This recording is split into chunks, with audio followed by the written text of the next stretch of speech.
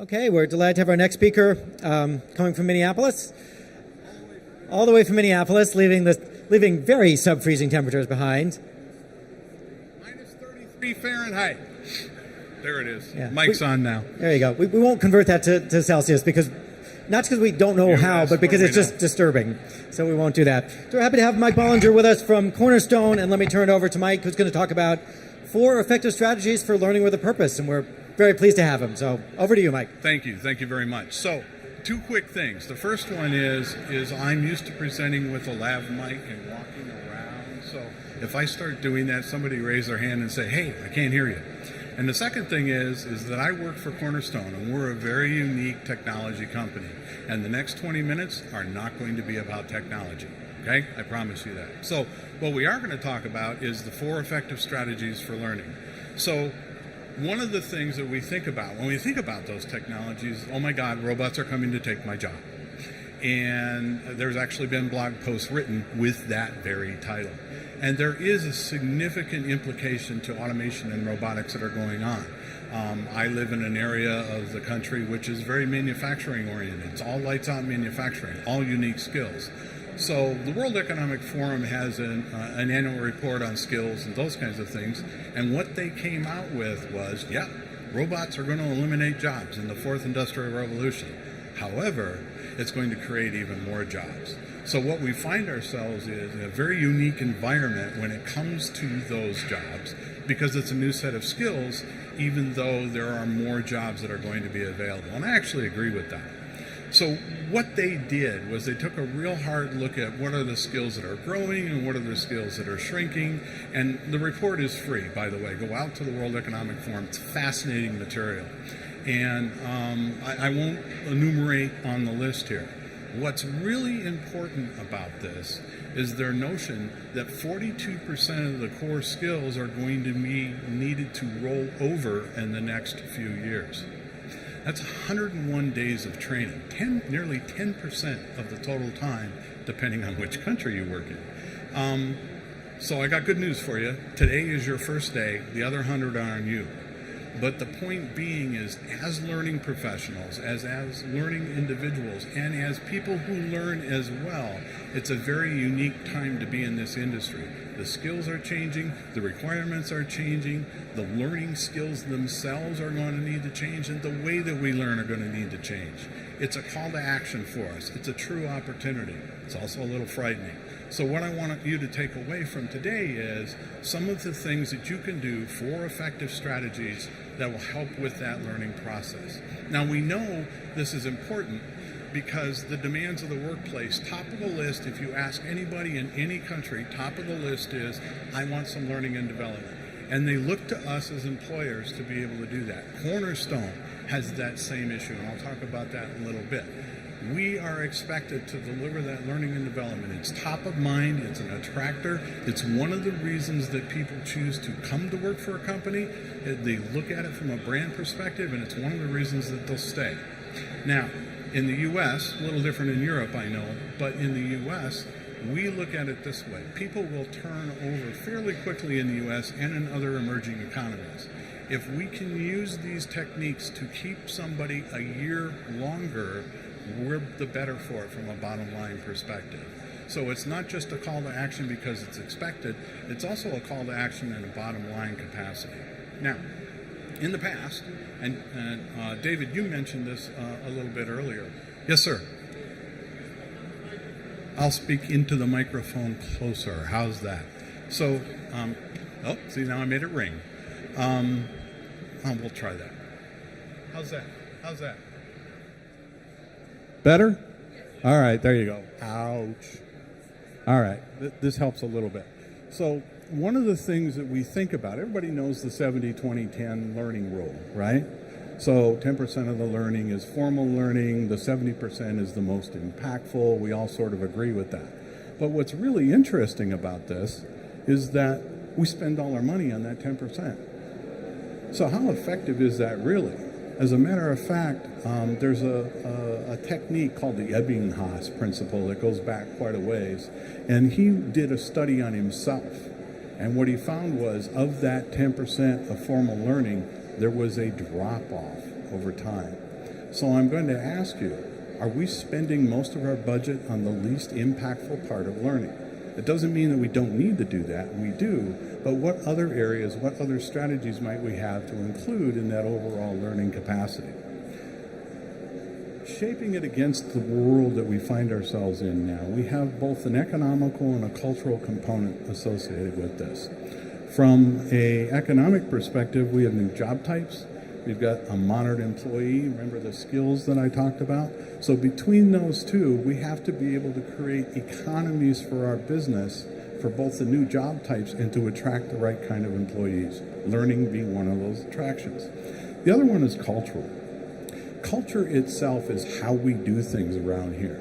And the way we interact from a cultural perspective is based on our own native heritage, where we come from. It's basic nature and nurture kinds of components associated with that. So we, as learning professionals, have to be mindful of that when we create a learning environment, because we want to be able to bring into account not just the economic benefits to the organization and the economic argument to the employee, but we also want to differentiate ourselves, and we do that by embracing the culture.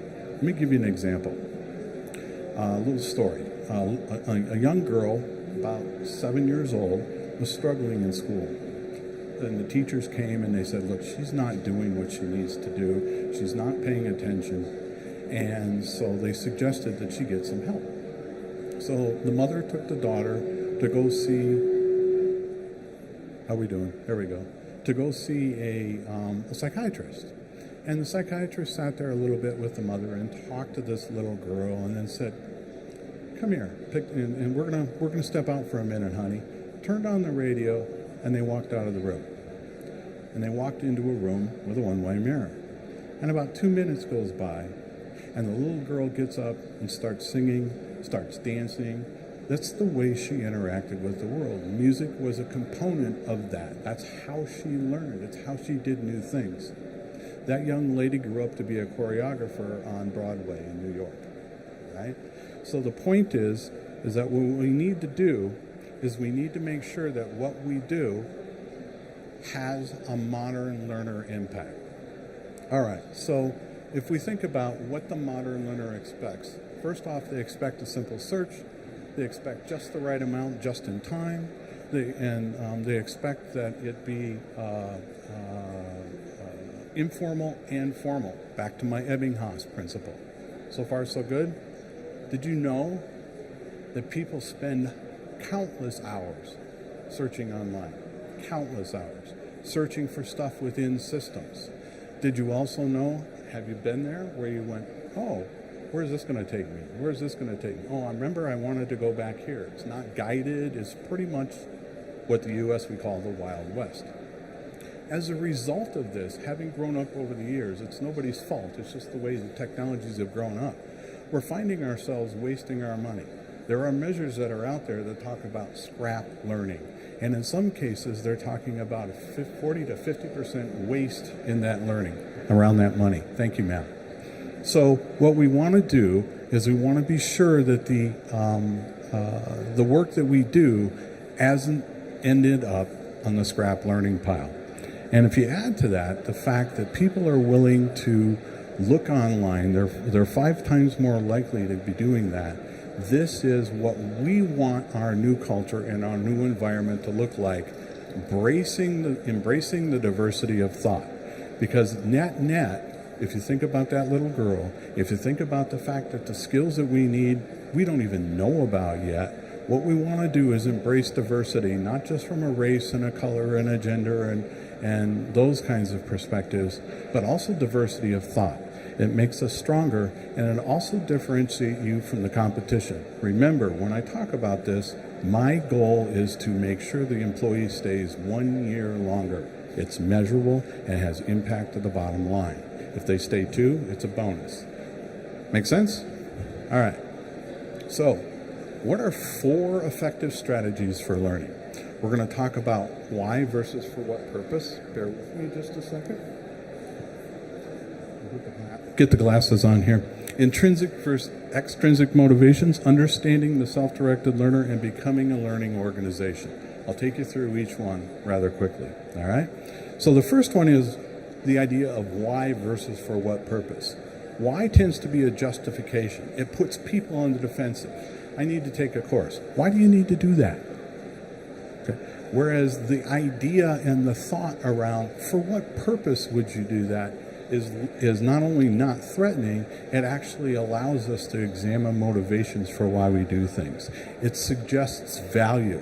It puts people in an aspirational position versus talking about it from a defensive position. I'll give you an example that I think about a lot. As employers, we always talk about talent mobility. Does everybody talk about talent mobility? Right, I got my talent mobility across the organization and those kinds of things. That's very employer-centric. Think about it, career mobility. Career mobility is a shared mission between both the employer and the employee. The idea for what purpose implies those same words. It's important to think about it in that regard, because we want employees to be aspirational. We want them to self-select. We want the diversity of thought.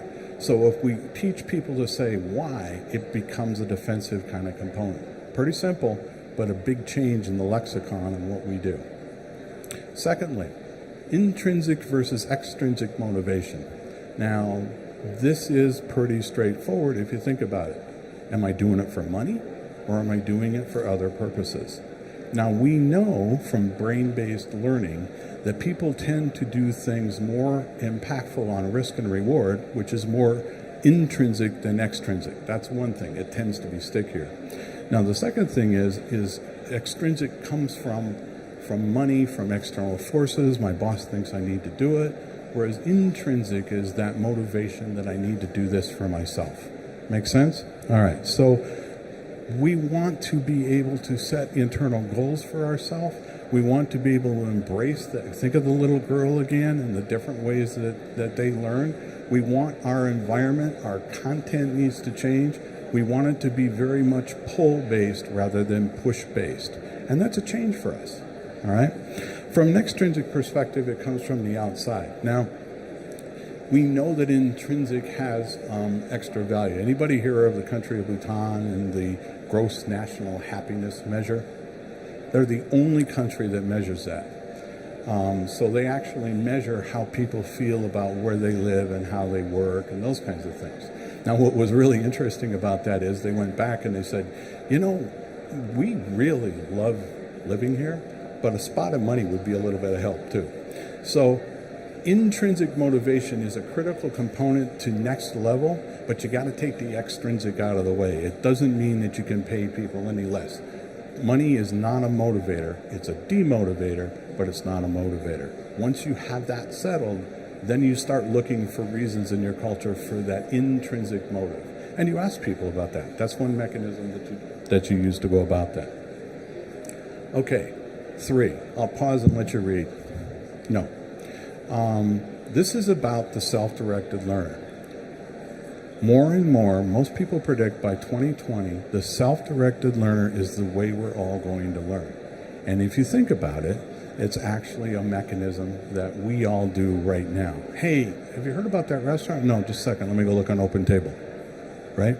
So as self-directed learners, if we take into account that we want to have intrinsic motives for our learners, and we ask them for what purpose, that then means that they become self-directed in the mechanisms that they want to use and consume based on their learning style.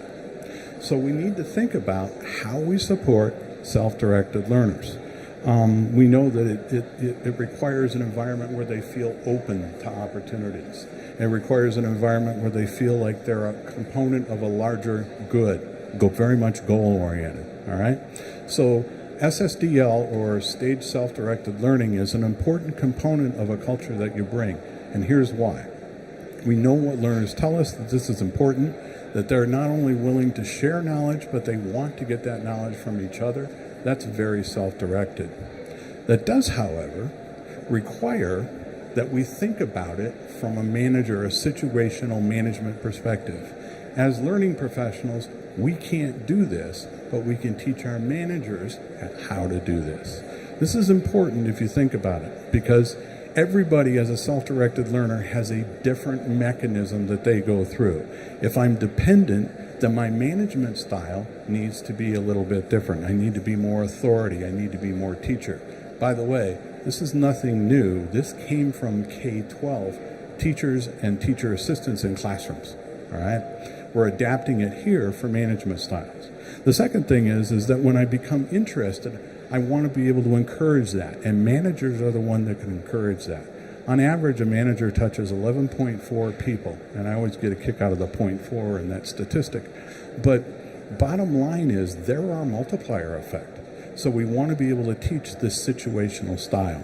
And then we have the facilitator obviously involved, and eventually, if they become fully self-directed, we're literally learning from them and using those techniques to feed back into the other three stages of self-directed learning. It's a very effective strategy, and it's effective because it has the effect of changing the culture in the organization. So, last but not least, how do you become a learning organization? How do you create an environment where we have the intrinsically motivated, for what purpose, self-directed learner? How do we create an environment where they can thrive? So there's some research on this around the cultural frameworks by Dr. Edgar Schein. And what he says is you need to have three things. You have to have artifacts, you have to be able to articulate values, and you have to be able to create base underlying assumptions within the culture. So let me give you some examples.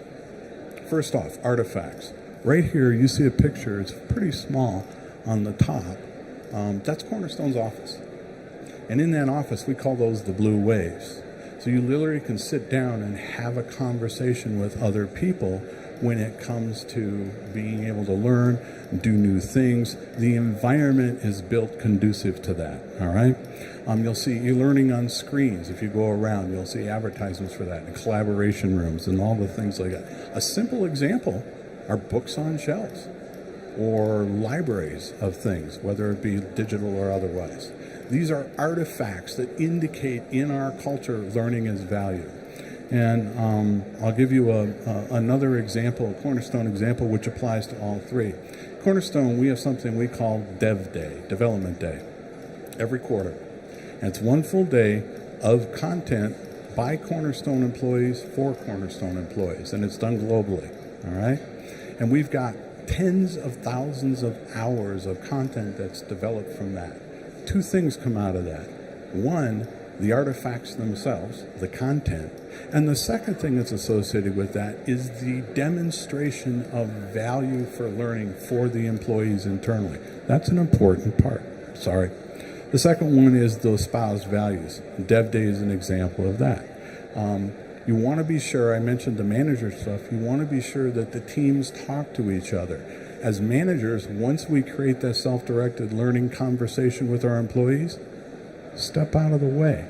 Let the employees talk to each other. They're going to do it anyway, so encourage it. As a matter of fact, if you go back to one of the slides I showed you earlier, that's important to them. And then finally, some basic underlying assumptions. Learning has to be from the top down. It has to be demonstrated. And the last thing that I'll say is you also have to, in the U.S., we have baseball. We don't understand rugby at all. And in baseball, you take a big swing. You're swinging for the fences. And if you miss, everybody goes, claps, and they say, that's all right, you'll get the next one. Your culture needs to be that way too.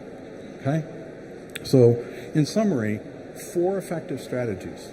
Distinguish between why and for what purpose. Don't put people on the defensive. Do it for yourselves. You will find that simple technique in your conversation will change the way that you think about things. Make sure you understand that you have to be both extrinsically and intrinsically motivated. It's the external force and the internal motives that are important, and you want to be able to encourage that. Third is understand self-directed learning styles and implement a situational management component that can be demonstrable in terms of the conversations and the interactions with the employees, not just in performance, but beyond. And then fourth, let's make sure that we create an environment that has an opportunity for celebrating failure, take that big swing, that has artifacts that demonstrate the way that we value learning, and that has reinforcement of all the values that go with it. I promised you no technology. I meant it. And go forward. It's not going. What I want to say, you have to have diversity of thought. If 3 of us are in the room and we all agree 2 of us don't need to be there, all right? So celebrate that diversity of thought. It's an important component to the environment we find ourselves in, which is very transformational at this time in our history. So with that, I'll pause. I think I just about did it on time. 2 minutes over, I apologize. Well, thank you so much, Mike.